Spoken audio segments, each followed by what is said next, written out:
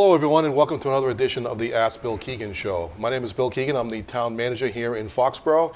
And here with me as my guest today is Mary Beth Bernard, who is the assistant town manager. Thank you, Bill. Welcome again, Mary Beth. Good to see you you again, as always. Excited to be here.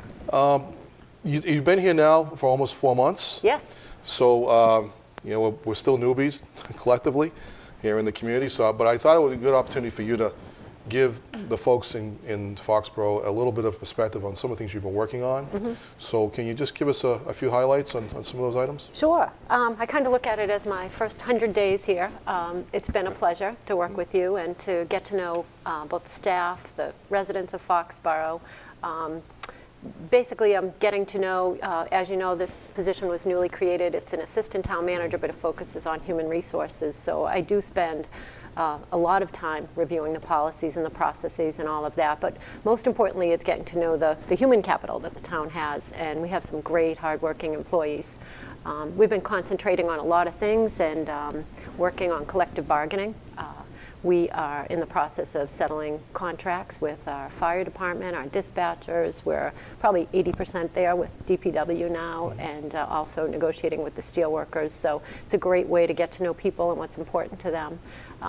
Also, we have, we're working on a lot of risk management stuff, reviewing the policies for the town's, safety and risk management, such as, police and fire injured on duty, workers' comp. And I'm happy to say that this weekend at the MMA conference, the town of Foxborough will be accepting a safety award. We're one of 6 communities that were awarded a loss prevention safety award by Maya, our insurance company. So you and I get to accept it with the selectmen, but we really weren't here for a lot of the work, hard work that went into it. The credit goes to the committee who's worked really hard on that. And we're obviously very proud of the work that they've done. And this town, as you know, came from Westwood, where we had a safety committee, but this town does a loss control committee that meets once a month.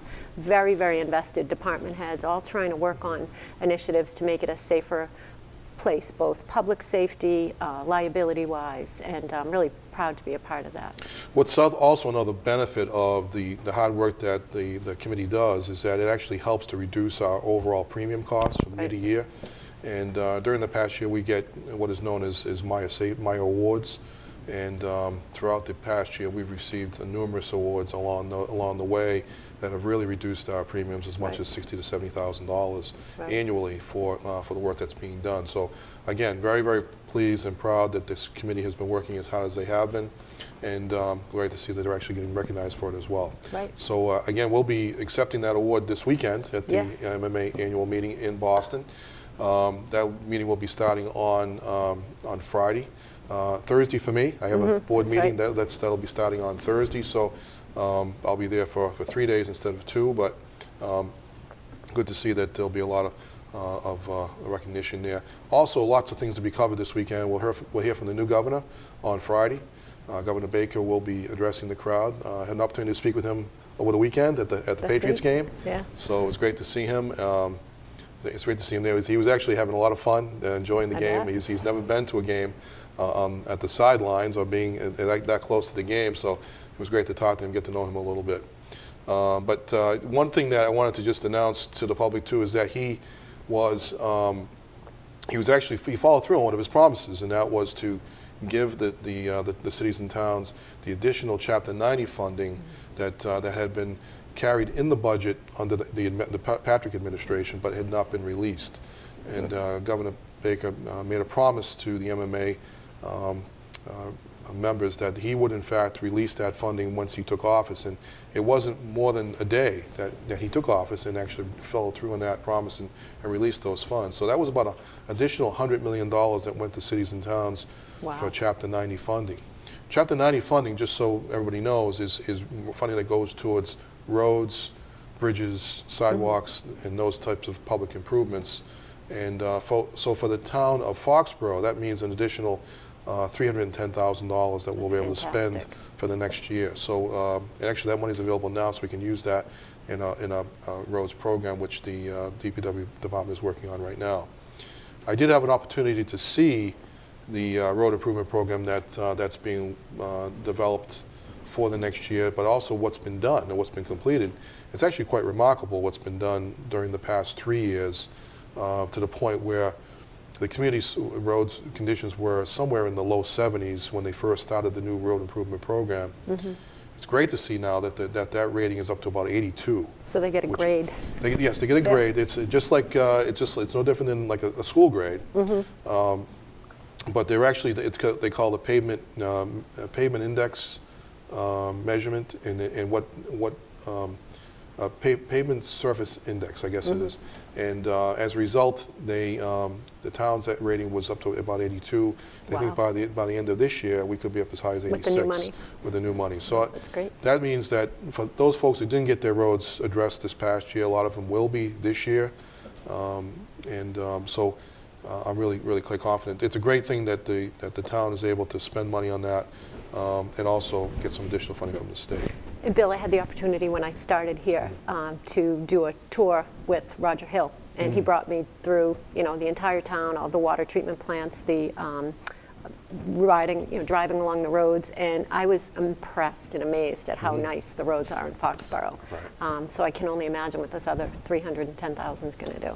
Yeah, it's going to make a difference. There's no question, and I think that that it's one thing that road services are the one thing that every community resident can appreciate, because it's not like a lot of the other services where if for education or public safety, you only use those if you actually have a need for them directly. Right. But virtually everybody drives on the roads, and so therefore it's really nice to be able to come out to provide nice services for people to drive on. And it's kudos to our hardworking DPW, too. I mean, we have a relatively small crew, you would think. It's a very small crew. It's, 16, 17 employees? Yeah, and they do a fantastic job. They do a terrific job. Yeah. I'm really quite impressed with the work that they do.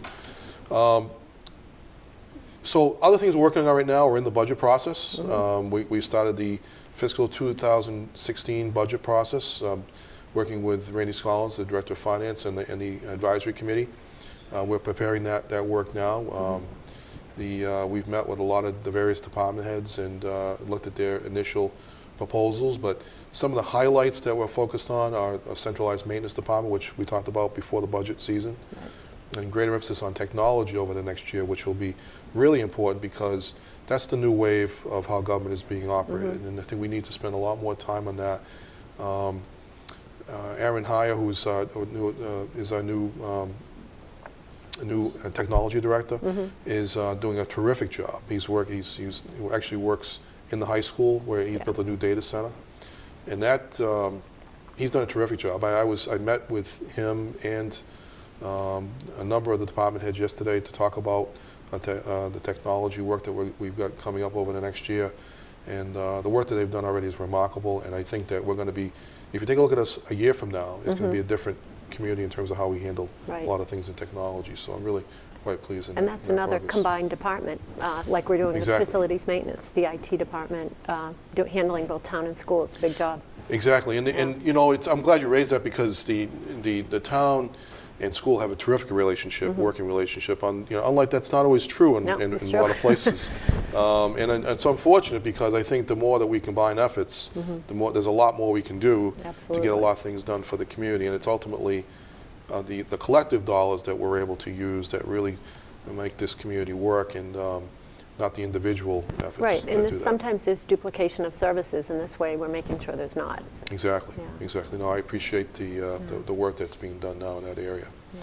Another exciting point, and I think we spent a lot of emphasis on this earlier in the year, and I haven't been able to get back on the air, unfortunately, and I apologize to the listening audience, and I appreciate your patience and not allowing me to take a little bit of time off because we're working on a lot of different projects right now. But obviously the big project that we focused on was the town hall project, and that project actually got approved in terms for design at the special town meeting in November.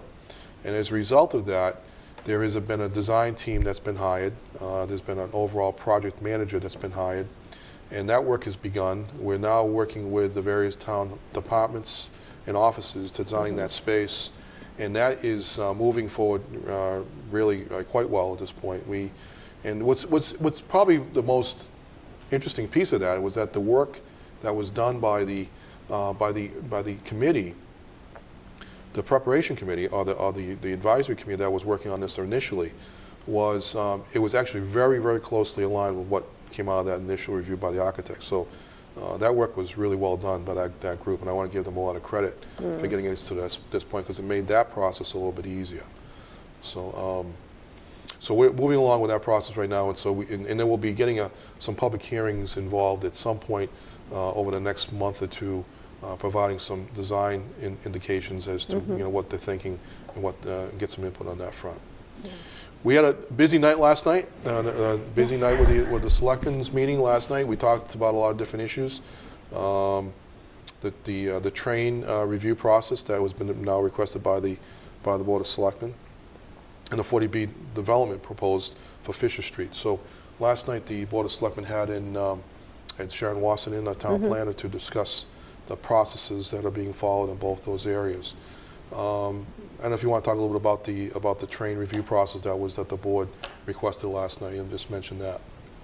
Well, the board was reacting to the request for information that the town sent to David Moeller and after the public hearing, and we received a letter back with answers to our questions, and then shortly thereafter an agreement was signed to move forward with this MBTA process. So the board is, I think there's a little bit of enthusiasm there, but they're also worried, making sure that the process has been done correctly. So they're looking to, vet the process and see that this is what the town of Foxborough wants. According to Sharon Wasson, in one of the planning board surveys, she said that one of the weekly survey questions, which I encourage all people to check out, it's a combined effort between the planning board and Foxborough Reporter, 2/3 of the people who responded to the train question were in favor.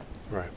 So the board, I think the key thing that the board wants to see is that because this process moved along very, very quickly, probably more quickly than I've seen most things happen at the state level. So, and there's some speculation as to why that occurred, which I won't get into. But it's clear to me that that moved along pretty quick, and as a result, the board's concern is that were some steps missed along the way, and not only that, but does the town really have a seat at the table in terms of this discussion? I think that's really the key piece, and so the board has asked me to go and look towards hiring a special counsel to look at this process to see if in fact there are areas that need to be further reviewed. Right, and I think they're looking for somebody who understands the MEPA process, understands transportation, and how that might interact with our bylaws. Because there's a lot of questions about whether there should be EPA reviews and whether those that a transportation project might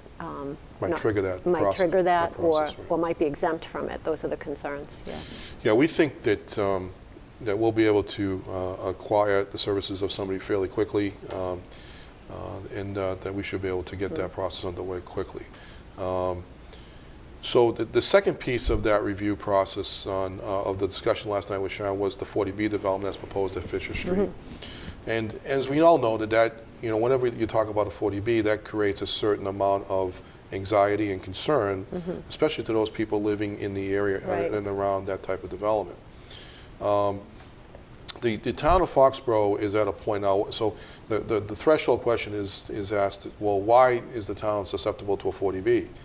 Well, under the state legislation, it says that the town is susceptible to that type of development whenever their threshold affordability, housing affordability factor is below 10%. And in this case, in Foxborough's case, we're at 8.9%. So that means that somebody can propose a development of this nature, which more or less overrides local zoning and local regulations. Right. And therefore the town has limited authority to look at this process, to be involved in the process. But certainly can participate, and we will participate to the greatest extent we can. So having said that, though, and I know a couple times comments were made about the fact that I had made comments to the fact that if this project does get approved, that means that we'll no longer effectively be eligible for that considered for 40B type of development in this current form. So we'll meet we'll meet and exceed that goal. In fact, we probably wouldn't be eligible for another one until about 2040. Right. So that puts us in a nice position in that regard. So I don't want people to misinterpret that as meaning that I'm enthusiastic about the development. I'm just saying there is some piece of this that's a positive thing for the town that we need to consider.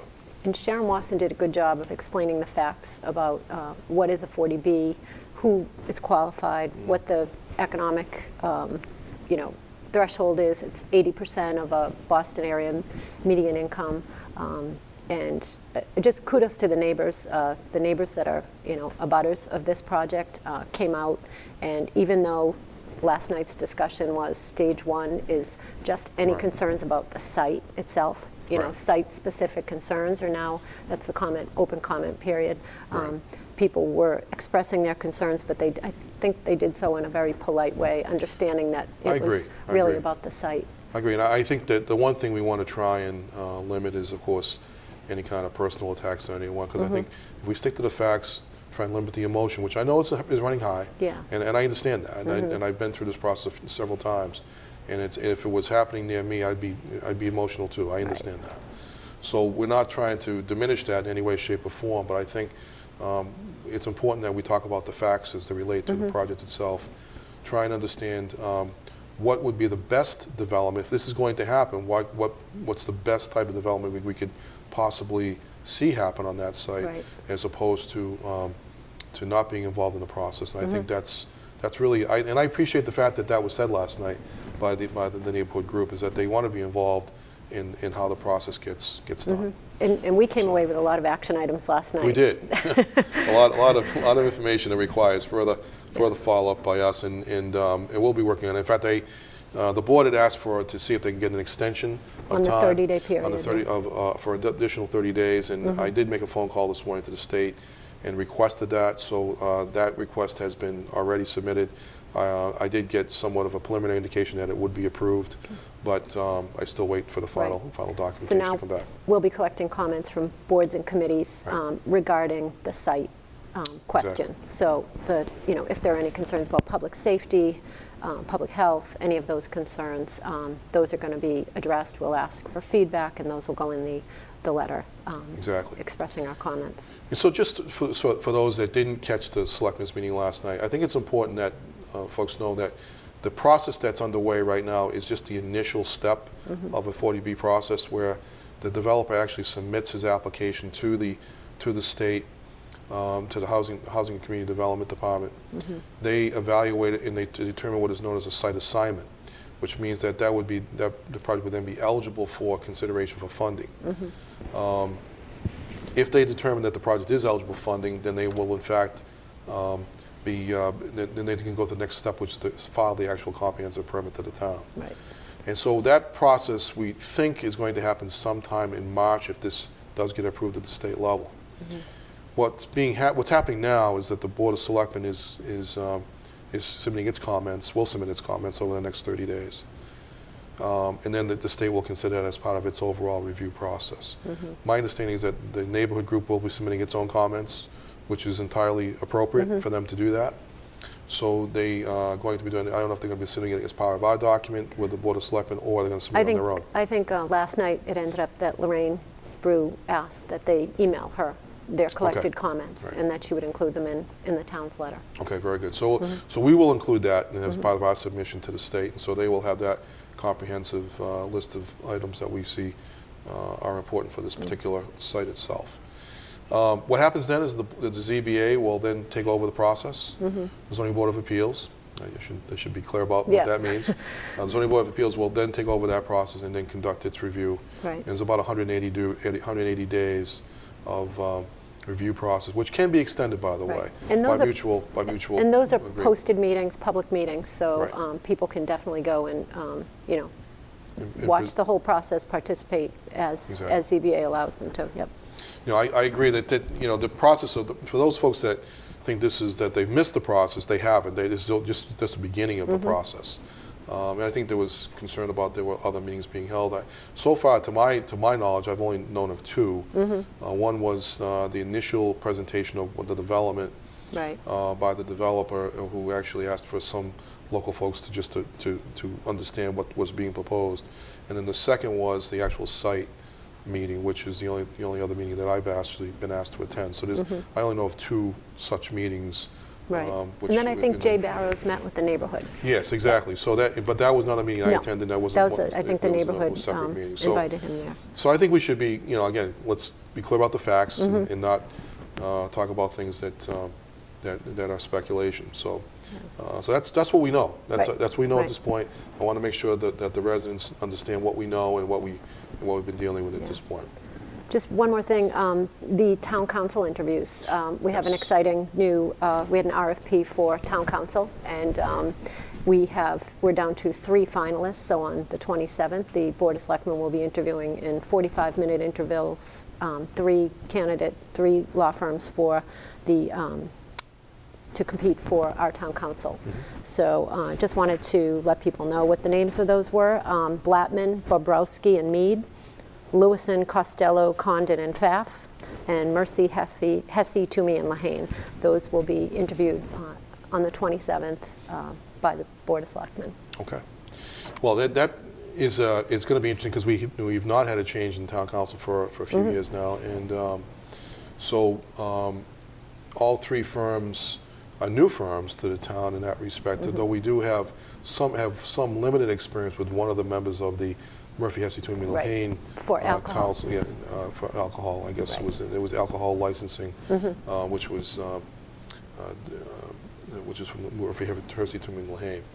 And then also, I do believe one of the councils actually was involved with the school department on a project, and possibly with the library development process. Yes, the library has given us comments. So I believe Lewis and Costello was involved in that process. Yeah. So we do have some experience with those folks, and all 3 very good firms, and very, they're diverse in their backgrounds. They have experience in virtually all areas of municipal law, which, as we know, is a minefield.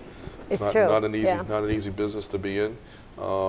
So we appreciate, and we'll appreciate to have that counsel available to us, and I think it's appropriate to say that we appreciate the work that Mr. Gellerman provided to the town for a number of years, and that and we wish him the best as he moves on from here. But he did not participate in the process. Exactly. For that. Yeah, he did not. He chose not to participate, and so and that's fine. I mean, but we do appreciate the work that was been done, and again, wish him nothing but the best. That's great. And then a couple last few points I want to just make. We have a new staff member beginning on Monday. Marsha Armando has made it through the grilling process of 300 applicants to become the new executive assistant in the office.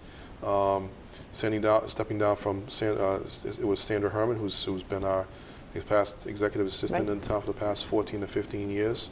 30-year veteran of the town. Right. Lots of institutional knowledge, retired when she did. Exactly, and sort of put us a little bit at a disadvantage in that respect by losing that knowledge, because we're the new people on the block, but there's still some folks in the organization that can help us with that, but we're going to miss her. She was really helpful to both of us starting off in that role, and wish her nothing but the best. Absolutely. Had a great time at her party that night. It was good to see everybody there. It was great to see Andy Galla, who was there the other night. A lot of people had not seen him in a while, and he was the surprise guest. He was a surprise guest that showed up on the spot, and he's living in Florida. So folks, in case they were wondering where he is, he's now living in Florida, and good for him. To enjoy the weather while he can down there. But Marsha will be joining us on Monday. She has a terrific background. You want to talk a little bit about her background? Sure. We had an exhaustive search of 303 candidates and narrowed it down through a series of phone interviews and then personal interviews, and found that in our very own backyard we had someone who competed with some of the very highly qualified finalists. We ended up with 4 finalists, and Marsha comes to us. She's been here not quite a year. February will be a year. She worked for the Board of Health, but she has a master's in public administration. She's worked for the Woods Hole Oceanographic Institute. I think we were all struck with her professionalism, her knowledge, and just, we thought that she would be a great welcoming person when you enter town hall, and also to work with us and the selectmen on the multiple issues that we have. She's able to handle a lot of different things and do so with, grace and a really nice attitude. So we're thrilled. But that now brings us to a job opening. That's so right. I encourage people that if they're interested in working for the town, check out our our website. We currently have a financial analyst project manager position open that we've had open and will probably be closing shortly. We are, at the end of the week, we'll be closing the Board of Health Administrative Secretary position, so I encourage people to look at that job posting, and if you're interested, please apply. And we also have a Human Services Coordinator opening at the Council on Aging that is just based on a retirement. We've combined a couple of jobs there, again, so that we can make the most of a lot of the services provided there. So. Excellent. Well, obviously, lots going on these days. We did a little bit of shuffling of the deck at the town hall, so moving some folks around. The IT offices that now moved out of town hall, so they're now located down in the high school at the data center. So which actually opened up an office space so that Mike Johns, so veterans who are listening today, are looking for Mike Johns. No, he didn't leave the building. He's actually just gone down the hall. He's down the hall. So he's actually in the former IT office, and just moved into an office just a few days ago. Right. And then you'll be taking over his spot, located right next to my office at Town Hall. So we have a little bit of shuffling of the deck, but just some minor improvements to make that happen, and to clean up some space as well. Another really interesting project that's going on right now, and this we'll be wrapping up shortly here with today's show. But just we're doing a project with a company called King Information Systems, where they're going through our entire vault areas and all our records downstairs, and really cleaning those records out and making them much more organized, so that we're in a much better place to try and get the town hall in a good position. So, and kudos to the town clerk's office for spearheading this, and they're the keeper of the records, and our document management now is we know where to find things. Exactly, it'll be automated. We know exactly where things are. And we know what we can throw away based on the state regulations. You ask for permission for destruction of records, and that's all happening too. Great, excellent. And then finally, but last but not least, congratulations to the New England Patriots. We're all very excited about the fact that they've won the AFC Championship and are on to the Super Bowl in Glendale, Arizona. So nothing but praise and excitement for that team, for the organization, to Coach Belichick and his team, and to Mr. Kraft and the entire organization. Absolutely. A terrific job. We're very excited for them, and we're very proud of them for that as well. I'll be very proud at the MMA conference this week, and probably wearing my pin about we're all Patriots. And you can't help but notice all the signs as you go around for. Exactly. I love what the Orpheum Theater does every week to get everyone geared up. Get us all ready for that. So that's going to wrap us up for this edition of the Ask Bill Keegan Show. If you do have questions, feel free to give me to send me an email at bkeegan@town.foxborough.ma.us. I'll be happy to respond to it at our next edition. Hopefully I'll be back here next month with another edition of the Ask Bill Keegan Show. For now, thanks for joining us. See you next time.